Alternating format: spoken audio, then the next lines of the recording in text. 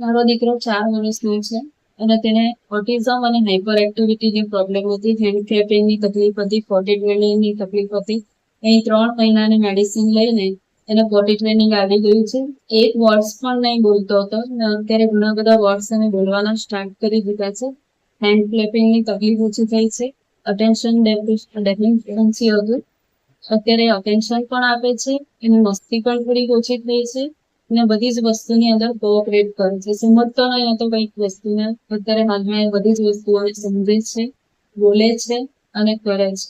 જીદ પણ પહેલાની કરતા મેડિસિન ચાલુ કર્યા પછી ઘણી ઓછી થઈ છે. એટલે આ મેડિસિન્સ થી મારા દીકરાને ઘણો બધો ફાયદો થયેલો છે અને એની અંદર ઘણી બધી ચેન્જીસ આવી છે. તમારો એક્સપિરિયન્સ કેવો રહ્યો પ્રાચી મેડમ ને મેડિસિન લીધા પછી? મારો એક્સપિરિયન્સ ઘણો સારો રહ્યો. મને કોઈ એક્સપેક્ટેશન નહીં હતું કે મારા છોકરાને કંઈક સારું થશે કે નહીં.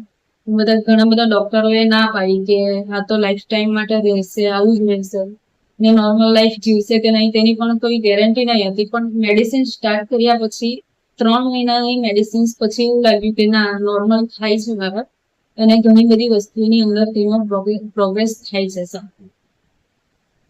Thank you.